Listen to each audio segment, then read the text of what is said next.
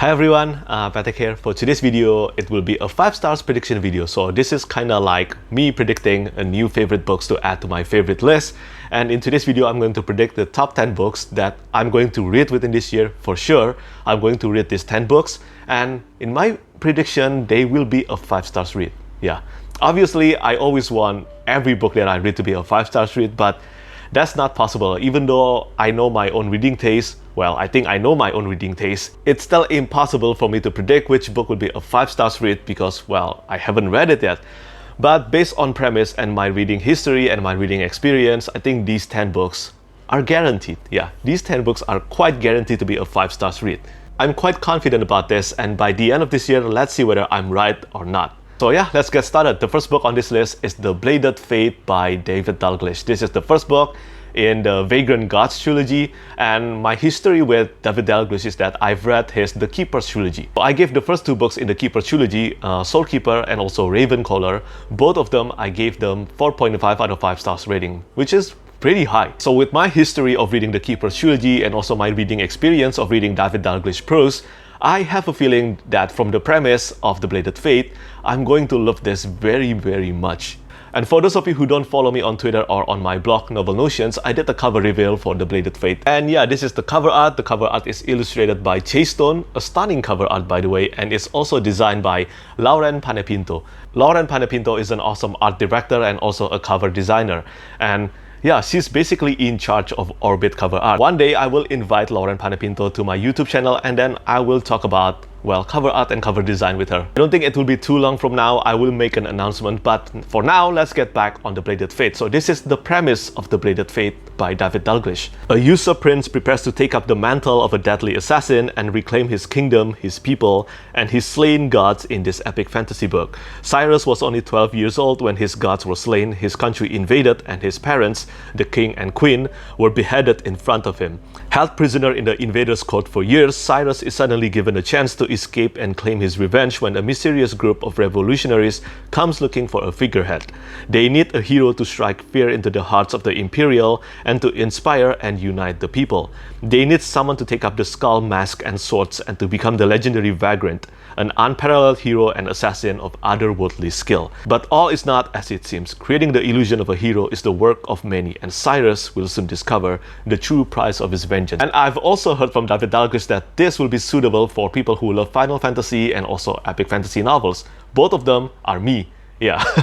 So yeah, I'm quite confident that this will be a 5 stars read. In fact, I'm going to start reading this quite soon. I already have an advanced reading copy. I will be starting this next month. Then the second book I'm quite confident will be a 5 stars read, and I think I'm going to read this next month as well. This is The Jade Setter of Janloon by Fonda. This is a standalone prequel novella in the Greenbone Saga series, and you all know how much I love the Greenbone Saga. Fonda so far has earned a perfect record from me. All 3 books in the Greenbone Saga has earned a 5 out of 5 stars rating, and if I could, I would give Jade Legacy a 6 out of 5 stars. And with that in consideration, I'm confident that The Jade Setter of Janloon will be a 5 stars read as well. This is the premise to The Jade Setter of Janloon. The rapidly changing city of Janloon is ruled by Jade, the rare and ancient substance that enhances the abilities and status of the trained Greenbone warriors who run the island's powerful clans.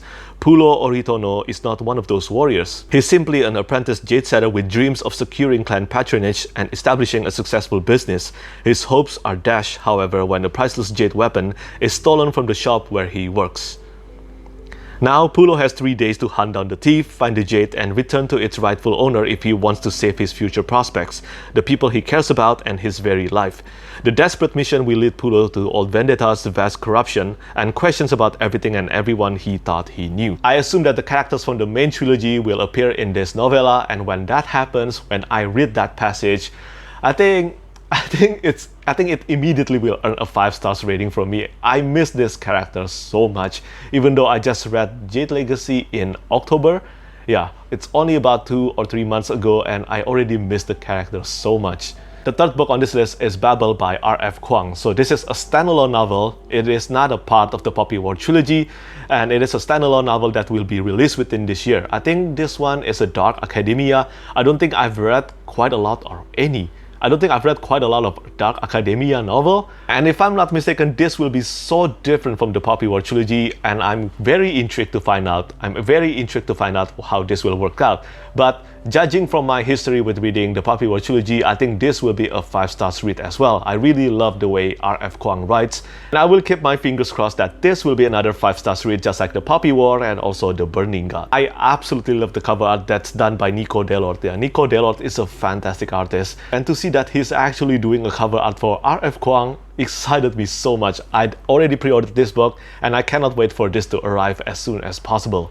And then the fourth book on this list is The Wall of Storms by Ken Liu. This is the second book in the Dandelion Dynasty, and I know that it is quite odd. Yeah, I know that it is odd to actually put the second book of a series that I haven't started reading, on this list rather than the first book. But I've heard mixed things about the first book, The Grace of Kings, and again, I haven't started reading this series yet, so it's all based on what I've heard from other readers, and also I've only read his short story collection. But based on the opinion of reviewers I trust, who have actually read both The Grace of Kings and also The Wall of Storms, practically everyone agreed that The Wall of Storms is a significant improvement over The Grace of Kings, and even for people who dislike The Grace of Kings, they found The Wall of Storms to be so enjoyable, and I think that's a great sign.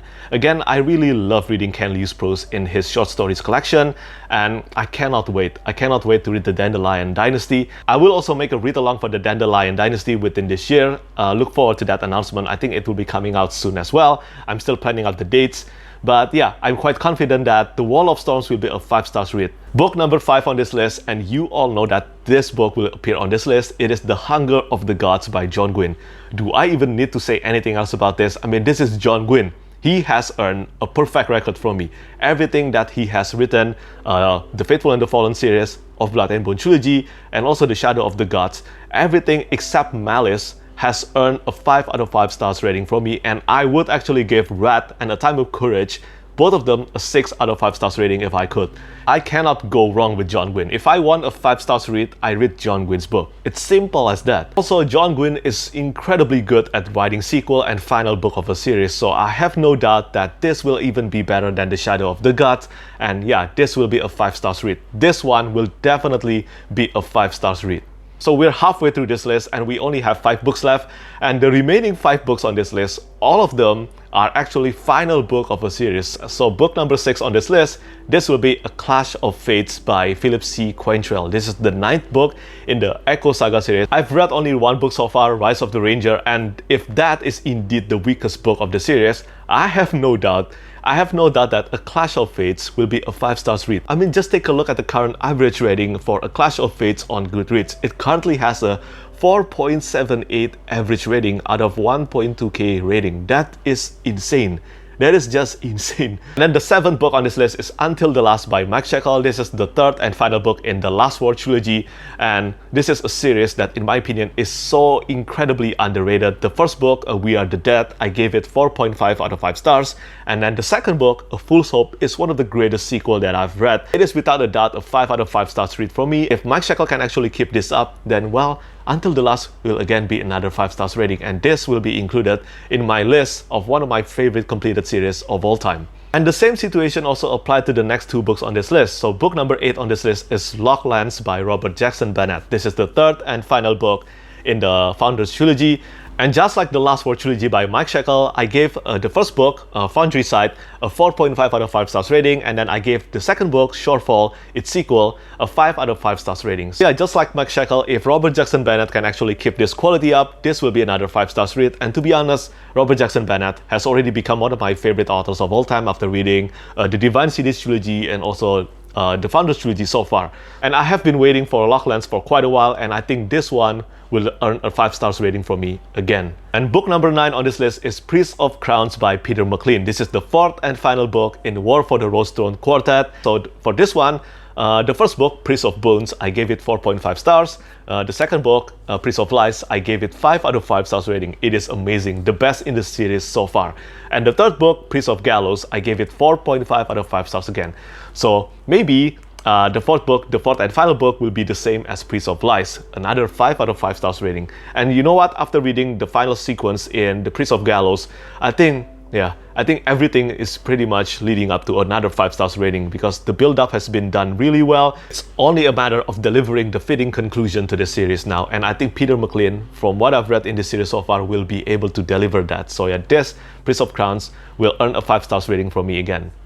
Well, that's my prediction. And finally, the final book on this list is my most anticipated book of the year. It is The Last Medal by Brandon Sanderson. This is the 4th and final book in Mistborn Era 2 or Mistborn Wax and Wayne series. I haven't actually gave any books in Mistborn Era 2 a 5 out of 5 stars rating. Not yet. I gave it, I think, if I'm not mistaken, on my first read, I gave The Alloy of Law a 4 stars rating, and then I gave The Shadows of Self a 4.5 stars rating, I think, and the same goes for The Bands of Mourning. But after witnessing how much Brandon Sanderson has improved in his storytelling craft since the release of The Bands of Mourning in 2016, also I've read every book in the Cosmere, including The Rhythm of War, yeah, especially The Rhythm of War, then yeah, I have no doubt that this one, The Last Medal, will be another 5 stars rating, especially after hearing the premise of this book, which I cannot tell you because there is a lot of spoilers in that premise. So yeah, that's the top 10 books I'm going to read within this year for sure, and I'm confident they will be a 5 stars read for me. So yeah, let's see how that turns out by the end of 2022. So yeah, let me know your thoughts on my 5 stars prediction, and are any of these books in your 5 stars prediction for this year? As always, thank you so much for watching, and thank you for your support. Bye bye.